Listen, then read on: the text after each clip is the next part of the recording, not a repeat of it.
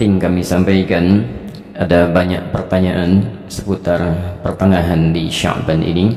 Sampai terakhir kami dapati kemarin di Jakarta tentang pertanyaan tersebut.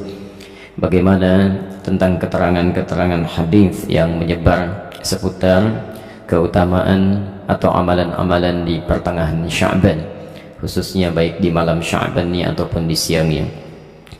Penting kami sampaikan, setidaknya hadis-hadis seputar pertengahan Sya'ban kita bisa dapati ada satu yang kualitasnya sahih, ada satu yang kualitasnya dhaif, dan selebihnya umumnya palsu.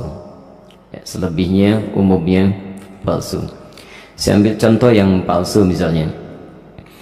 Anda bisa temukan ini di kitab Ibnu Majah. Kalau punya kitabnya Sunan Ibnu Majah jilid pertama halaman 421, atau di Sunan Al-Baihaqi Syu'abul Iman jilid ketiga halaman 387, atau kalau Anda memiliki kitab Silsilah Al-Ahadits Al-Dha'ifah karya Syekh Muhammad Nasiruddin Al-Albani, Anda bisa temukan di nomor hadis 2132. Baik, riwayat ini disampaikan oleh seorang bernama Ibnu Abi Sarba.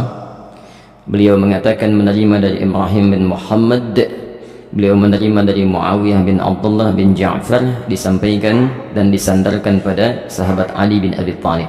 Alhamdulillah. Hadisnya barangkali sangat populer, pernah Anda dengar. Idza kanat lailatun nisfi min Sya'ban, jika telah tiba malam pertengahan bulan Sya'ban, atau malam atau di hari pertengahan Sya'ban, faqumu lailaha, maka hidupkan malamnya dengan banyak menunaikan salat, wasumu naharaha, dan siangnya lakukan dengan puasa. Faman min mustaghfirin, maka siapapun yang bermohon ampunan kepada Allah, maka Allah akan mengampuni orang yang memohon ampunan itu. Pernah dengar hadis ini? Nah, itu statusnya palsu ya. Hadisnya palsu.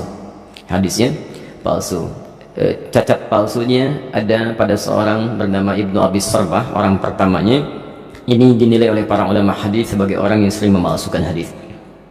Adapun yang dhaif Anda bisa temukan di Asnal Matalib jilid pertama halaman 84. Itu disandarkan pada Aisyah radhiyallahu anha, bahwa satu kali beliau kehilangan Rasulullah sallallahu alaihi wasallam di malam pertengahan Sya'ban. Faqadtu Rasulullah sallallahu alaihi wasallam, dan itu bagian Rasulullah menginap di rumah beliau.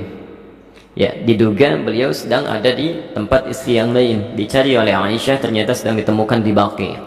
Ya, beliau sedang berdoa kepada Allah Subhanahu wa taala agar sekiranya Allah berkenan mengampuni para muslim yang telah wafat di pemakaman Baqi. Ya, maka Rasulullah menyampaikan, katakanlah Aisyah, hari ini Allah mengamati kepada manusia dan mengampuni orang-orang memohonkan ampunan. Ini statusnya dhaif, tapi juga disahihkan oleh Syekh Muhammad Nasiruddin Al-Albani. Yang sahih itu riwayat Abu Musa Al-Ash'ari. Abu Musa Al-Ash'ari Anda bisa temukan di Silsilah Al-Hadits As-Sahihah, alhamdulillah, karangan Syekh Muhammad Nasiruddin Al-Albani, nomor hadis 1144. Ini yang sahih, yang kalimatnya juga singkat ya, bahwa Nabi SAW menyampaikan, Allah Subhanahu wa taala mengamati, bahasanya mengamati ya, kepada hambanya ya, di malam pertengahan Sya'ban, ya, di malam pertengahan Sya'ban, dan mengampuni yang memohon ampunan sekalipun sebanyak bulu domba di sekuk kalem. Itu yang sahih ya. Ini sebetulnya semakna dengan hadis-hadis qudsi yang disampaikan orang pertamanya 31 orang sahabat senior, dan itu biasa keutamaan-keutamaan malam. Misal yanzilu rabbuna tabaraka wa ta'ala, Allah kemudian ya menghamparkan rahmatnya ke langit dunia kepada hambanya setiap sepertiga malam. Itu tiap hari itu ya, sepertiga malam ya. Maka Allah kemudian berfirman, faqala ya ibadi, hambaku, siapa yang memohon kepadaku aku akan berikan, siapa yang meminta aku akan kabulkan, faman istaghfara liya, dan siapa memohon ampunan faghafartu lahu, aku ampuni dia. Itu tiap hari, tiap hari. Jadi kalau Anda nggak minta itu rugi, dan hadisnya qudsi ya. Dan khusus untuk malam Sya'ban, hadisnya berbeda seperti tadi kami sampaikan dari Abu Musa Al-Ash'ari, itu dimulai di malamnya. Kalau tiap hari di penghujung malam. Nah, jadi ini yang sahih. Dan amalannya Nabi tidak menyebut spesifik.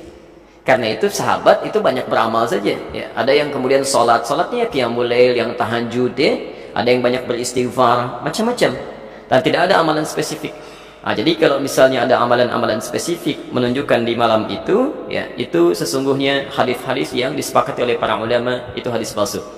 Misal hadis yang mengatakan bahwa bangun di malam Sya'ban, tunaikan salat sekian rakaat, dibacakan dengan qul huwallah di awalnya dan sebagainya. Itu saking palsunya hadis itu, di kitab hadis palsu aja nggak ada. Ya, saking palsunya itu nggak ada. Ya. Itu dimunculkan kemudian. Dan disandarkan pada tabi'in bernama Khalid bin Ma'dan yang hidup di Damaskus pada saat itu. Beliau tidak melakukan itu. Beliau hanya menunaikan salat-salat sunnah malam gitu ya. Qiyamul lail, tahajud itu yang ditunaikan.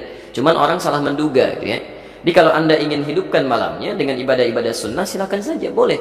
Qiyamul lail, tahajud, baca Quran, istighfar itu standar, biasa. Dan ada keutamaan di situ. Kalau siangnya ingin puasa, boleh. Puasa ayyamul bid. Masya Allah sekarang kan merangkai itu. Kamis tanggal 12 kan kemarin, Jumatnya 13, Sabtu 14, sekarang 15. Antum masih boleh puasa.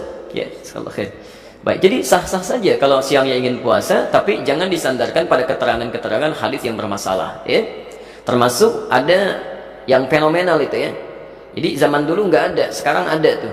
Ya, bahwa pada saat pertengahan Sya'ban buku amalan manusia ditutup, ya. Pernah dengar itu?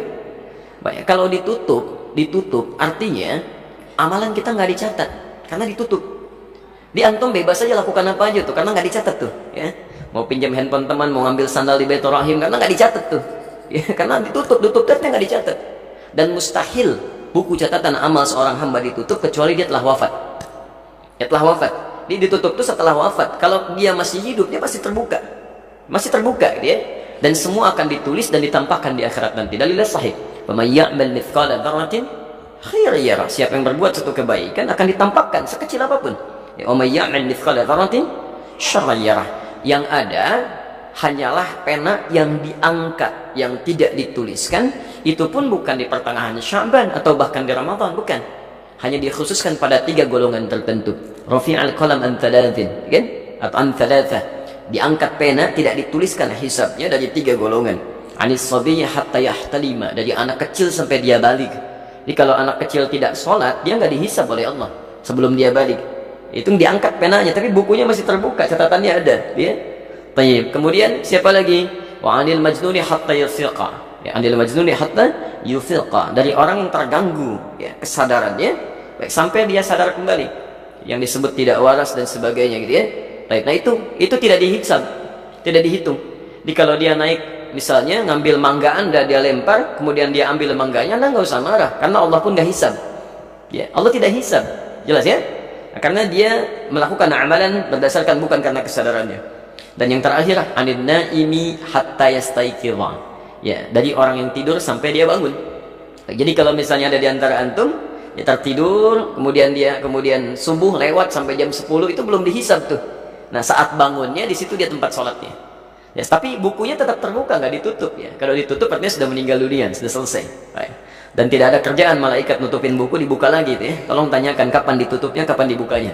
Oke. Jadi itu diantara amalan-amalan yang barangkali penting untuk disampaikan. Jadi tidak sepenuhnya keliru juga beramal di pertengahan Sya'ban, tapi juga tidak sewajarnya jika kita melakukan amalan yang tidak pernah ada dalilnya. Ya, sekaligus juga tidak ada ketentuan dan contohnya, itu barangkali yang coba kita hindari. Kalau beramalnya silahkan, karena tuntunan umumnya ada, hadisnya dan sebagainya. Tapi amalan-amalan sunnah yang memang pernah diajarkan dan dicontohkan untuk dilakukan. Saya kira jelas ya.